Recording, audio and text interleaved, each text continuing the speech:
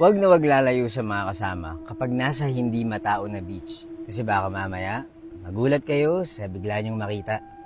Story time. Mahilig pumunta sa dagat yung pamilya ko at iba-ibang lugar yung pinupuntahan namin. At isang beses, naisipan naming pumunta sa isang beach na tago.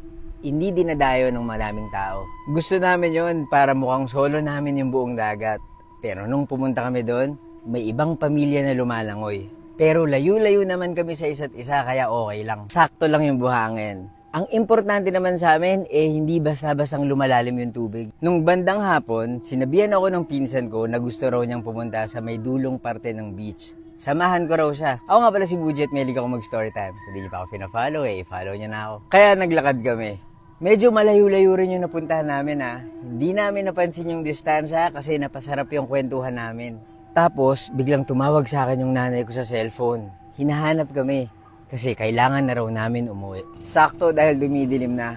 Hindi naman kami ganong natakot kasi may mga nakikita pa rin kaming pamilya na lumalangoy. May nakita pa kaming isang manong na nakabaon sa buhangin.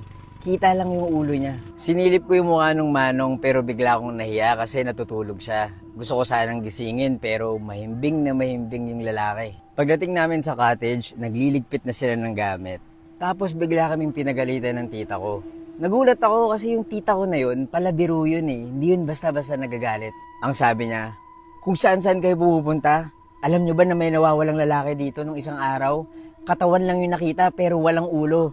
At hanggang ngayon, hinahanap yung ulo niya. Sa may dulo ng beach daw banda. Hindi na ako nakapagsalita kasi naalala ko yung sinilip ko. Sana nagbibiro lang yung tita ko.